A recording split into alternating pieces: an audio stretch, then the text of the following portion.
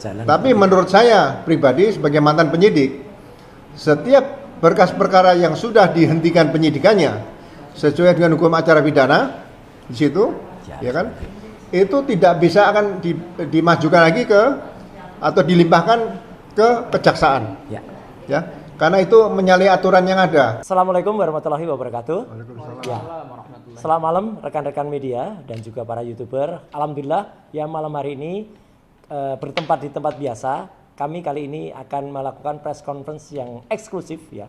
Eksklusif karena ini gabungan dari tim hukum yang ada. Nah, jadi ini luar biasa. Jadi memang di kubu ini tidak ada kubu-kubuan.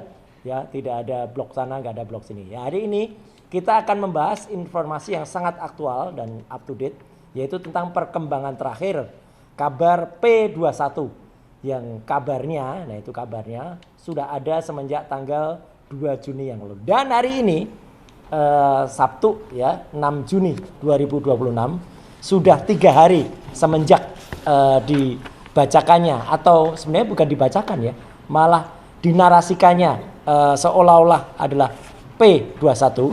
Sebenarnya itu belum ada. Maka saya juga berani menyampaikan, nah ini ya beberapa hari yang lalu di media yang sama ya. Jadi saya berkata bahwa aku yakin belum P21. Kenapa saya bisa mengatakan belum P21? Di sini ada Pak Komjen Purnawirawan Polisi Ugroseno yang Wakapolri 2013-2014. Ada juga Pak Abdullah Al-Katiri dan ada juga Mas Abdul Ghafur Sangaji.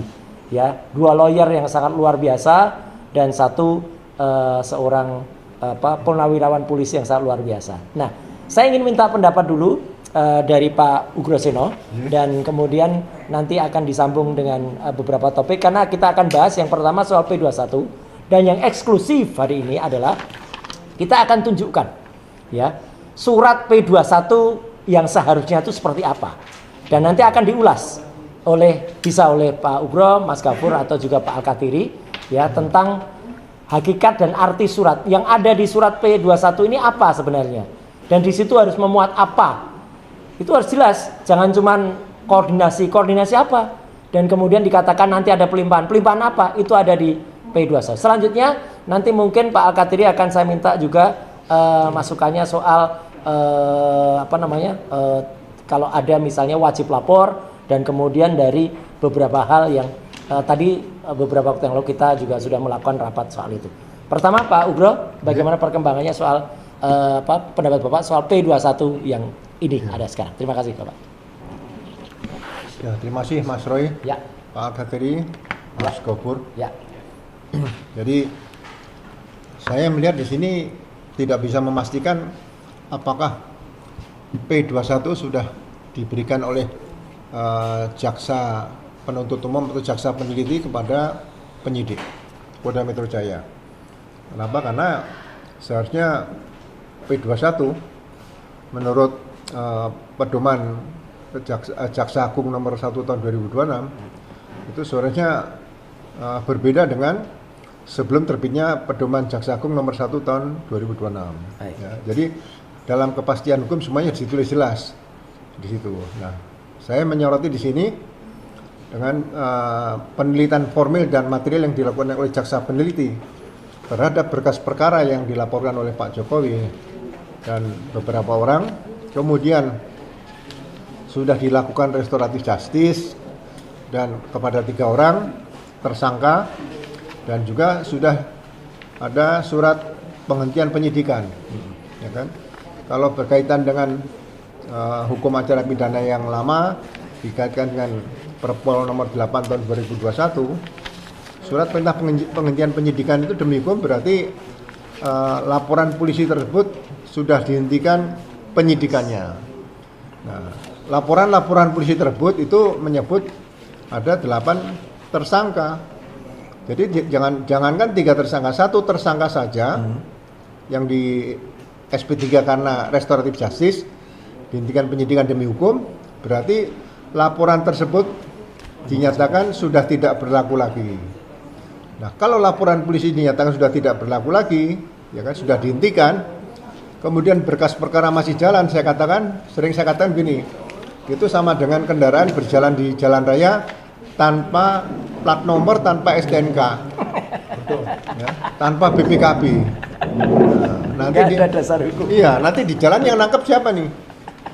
Yang nangkep ya masyarakat satu, kemudian ada Kompolnas mungkin, ada Komisi Kejaksaan, ada Komisi Yudisial. Jadi sekali lagi, bagaimana penegakan hukum di Indonesia? Ya. Katakanlah menjelang 2045 katanya tahun emas. Kalau penegakan hukumnya masih seperti yang sebelum hukum acara pidana baru Undang-Undang 20 tahun 2025 ini lahir atau diundangkan, berarti ini masih sama dengan undang-undang sebelum tahun 8 atau 8 tahun Undang-Undang nomor 8 tahun 81. Ya. Ya. Jadi di sini masyarakat harus menyadari lah, ya. Kalau peraturan-peraturan Jaksa Agung yang lama, berkas 3 kali, katakan kembali lagi ke polisi, ke penyidik dan kembali ke jaksa, itu sebenarnya SPDP semua sudah dilimpahkan dan tidak mungkin lagi akan dilakukan pemberkasan baru. Karena kalau SPDP sudah dikembalikan, berarti muncul, kalau mau dipaksakan muncul SPDP baru. Nah, dalam pedoman Jaksa Agung nomor 1 tahun 2026 memang ini lebih fleksibel, ya. Berkas bisa kembali sampai 3 kali, kemudian SPDP dan berkas perkara dikembalikan kepada penyidik. Ya. Nah, tapi setelah itu diarahkan agar diterbitkan SPDP baru. Nah, mekanisme SPDP baru tadi bagaimana dengan administrasi penyidikan yang lain? Ya. Apakah harus diulang ataukah tetap digunakan?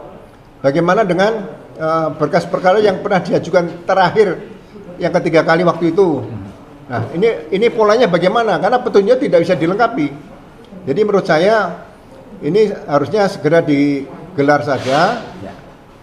antara pihak kejaksaan dengan penyidik, dihadirkan beberapa ahli, mungkin penasihat hukum di situ juga dihadirkan kalau memang diizinkan, ya. Ya. Ya, untuk bisa menilai perkara ini, ya. Jalan. Tapi menurut saya pribadi sebagai mantan penyidik, setiap berkas perkara yang sudah dihentikan penyidikannya sesuai dengan hukum acara pidana di situ, ya kan, itu tidak bisa akan dimajukan lagi ke atau dilimpahkan ke kejaksaan, Ya.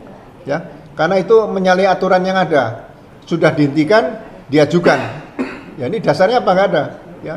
Jadi sekali lagi saya meyakini bahwa P21 ini tidak akan bisa diterbitkan oleh kejaksaan. Tapi kalau dipaksakan terbit, ya, saya tetap bertahan bahwa hal ini berarti ada sesuatu yang perlu dijawab suatu saat oleh pihak penyidik maupun penuntut umum. Ya. Jangan sampai korban yang pernah diproses dengan dugaan katakan pencemaran nama baik atau fitnah terhadap Pak Jokowi dengan dugaan ijazah palsu, ya.